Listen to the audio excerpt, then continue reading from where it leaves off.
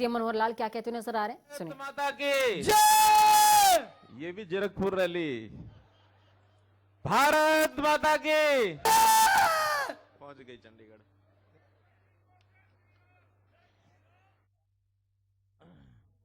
आज की इस चुनावी सभा में मंच पर विराजमान हरियाणा के हमारे deputy chief minister Shri Dushyant Chautala ji, इस इलाके के आपके सांसद भाई रमेश कौशिक जी, सांसद करनाल से भाई संजय भाटिया जी, भारतीय जनता पार्टी के इस जिले के अध्यक्ष और विधायक हमारे राई के श्री मोहनलाल बड़ोली जी, एक्स एमएलए श्री पदम सिंह दैया जी, श्री उमेश शर्मा जी, पूर्व मंत्री श्री कर्णदेव कंबोज जी, राजकुमार शामड़ी जी, doctor Om Prakash ji, Shakuntala Sharma ji, member parliament Rajya Sabha Shri Ramchandra Jangra जी, ओमवीर वत्स जी, तीनों गांव के हमारे तीनों सरपंच भाई नरेश जी, भाई उमेश जी, श्री रामफूल जी, रोबिन खोखर भाई, दलबीर खोखर जी, बहुत से नाम लिखे हैं, सारे पढ़ूंगा तो टाइम बहुत लगेगा। लिखे हुए बिना लिखे हुए सभी जी,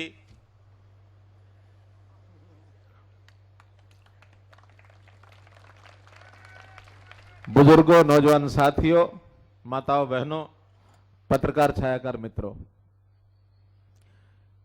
शामड़ी गांव बहुत एक ऐतिहासिक गांव है। जब हम किसी गांव में जाते हैं तो वहां की विशेषता को पूछते हैं तो मुझे बताया कि ये क्रांतिकारियों का गांव है। अंग्रेजों के साथ लड़ाई लड़ते समय 1857 में इस गांव के बहुत लोग शहीद हो गए थे। उन शहीदों की कहानी चाहता तो मैं बाद में अपनी बातचीत में बाद में सुनाना चाहता था, लेकिन गांव के साथ जुड़ गई और ये गांव की मिसाल मैं समझता हूं उस मिसाल के कारण से ही हमको आज के दिन याद भी बनी रहेगी कि कितनी एकता इस गांव में है। मुझे बताया गया कि उस समय 1857 की कहानी में इस गांव में 11 शहीद हुए थे और उन 11 शहीदों में जब उनको फांसी चढ़ाने लगे, अंग्रेज सरकार ने फांसी चढ़ाए, तो उसमें कुदरती 10 जाट थे और एक ब्राह्मण था। फांसी टूटने से पहले आपस में इकट्ठे हुए और जब पूछा जाता भाई थारी आखिरी इच्छा बताओ क्या है,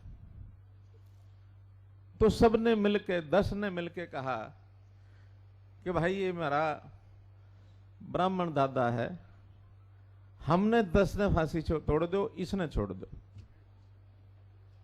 ये इस गांव का इतिहास है। लेकिन बात यहीं पूरी नहीं होती,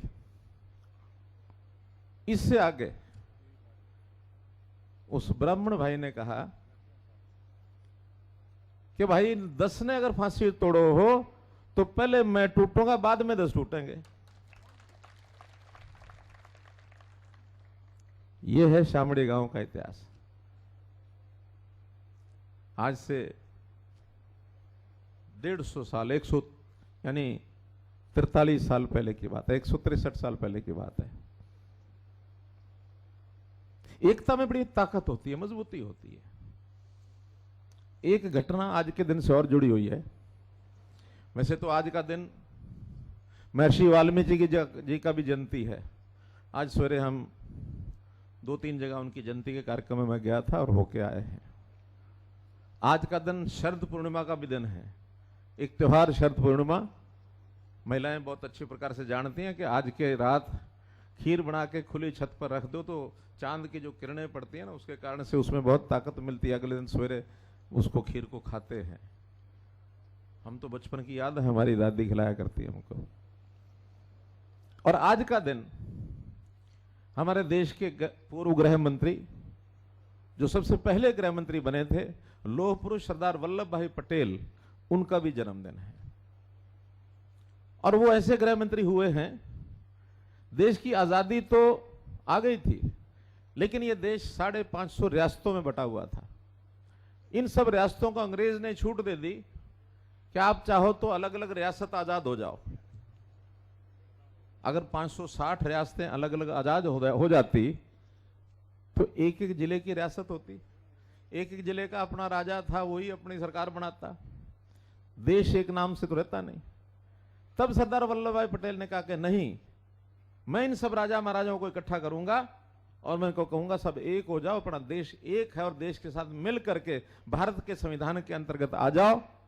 ये सरदार वल्लभ भाई पटेल ने करके दिखाया।